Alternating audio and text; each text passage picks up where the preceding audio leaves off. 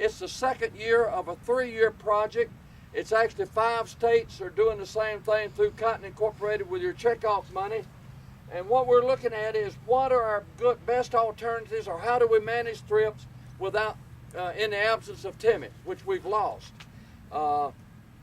So what we're doing is looking to see what we need to do, or what are our best options. Now let me say first of all, since we lost timid, we're going to miss it. Most of all is the nematicide.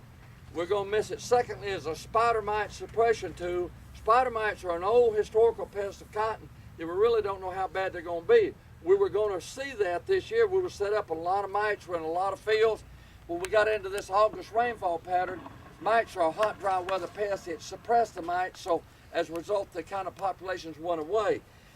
But the bottom line of what we're seeing after 2 years is, with the seed treatments that we're using today in lieu of Timic, we are okay, but we can improve that if we plant during the month of April or up until about May the 10th.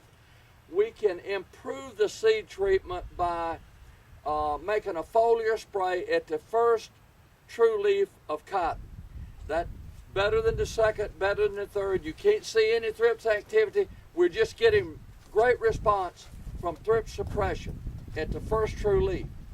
If you plant the seed treatments early. Later, the thrip pressure is less. You don't need that after about May the 10th. What are the chemicals there? We looked at a lot of different things, including some new things that I won't even mention today.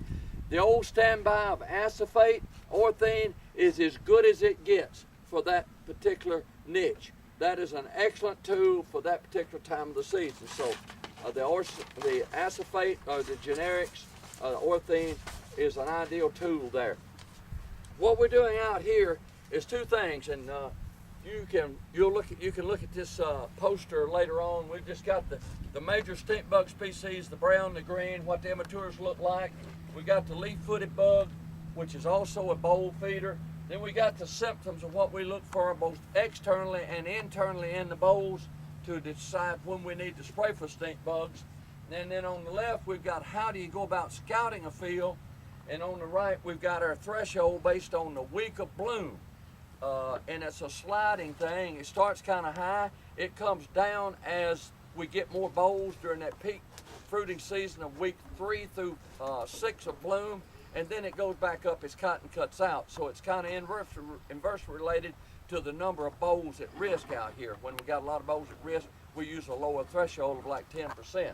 What I'm trying to do out here, this sampling thing is so slow that the scouts are frustrated, the consultants are frustrated monitoring fields.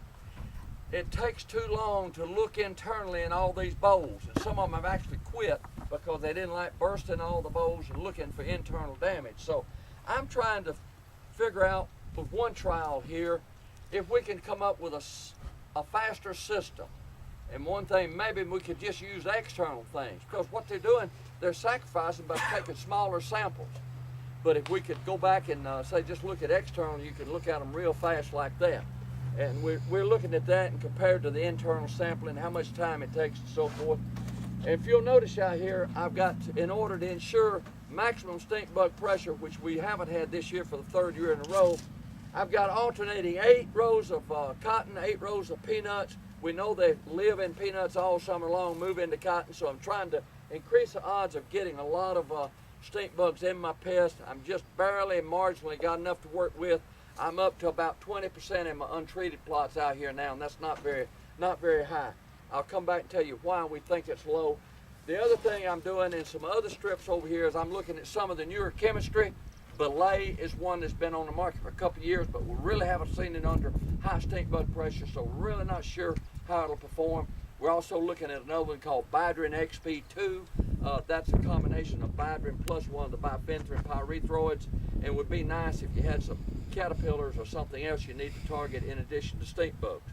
So we look at those. We continue to look at Diamond, an insect growth regulator. Works great on plant bugs, but we really haven't been able to make it work on stink bugs, but we keep trying to look and see if it's some way we can maneuver it to make it work or add something. Stink bugs are the dominant insect of cotton in the coastal plains of the southeast now. There's no technology coming, there's nothing. That's not going to change. The population's going to be up and down, just like we've seen the last few years. I'll get that in just a minute. We've had 3 light years in a row after some real heavy years. Don't let your guard down. We could be back. So let me tell you why we think we've had 3 light years. If you go back the 3rd winter ago, we had a pretty cold winter. Stink bugs are susceptible, particularly the green stink bug, to cold weather. We think that knocked them back. The last 2 years, we've had a terribly hot, dry June. That's a time period when stink bugs are building their populations on corn and some other wild weeds for the rest of the summer.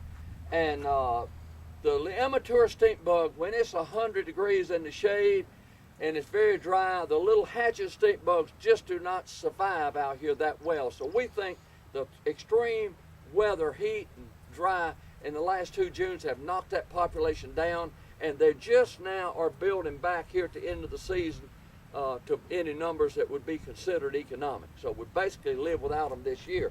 So they'll be back when the conditions are right. We can't let our guard down, because that is the dominant insect that we've got on cotton now left in the southeast. And I would predict, if any of your soybean growers, that we're gradually accumulating a lot of stink bugs out here across the landscape, a farmscape now. And I think soybeans are their last things they like to reproduce in before they go into hibernation. We're set up with a lot of soybeans behind wheat that we could see a real buildup of stink bugs in soybeans late in the season this year. They'll leave cotton as soon as there's no more bolls here that are about 10 or 12 days old that they can get into and feed on the seed. So they'll leave, they'll go somewhere else. That's it. Any quick burning questions? I'll be very brief if there's anything that I may have missed that you might be interested in. Any questions for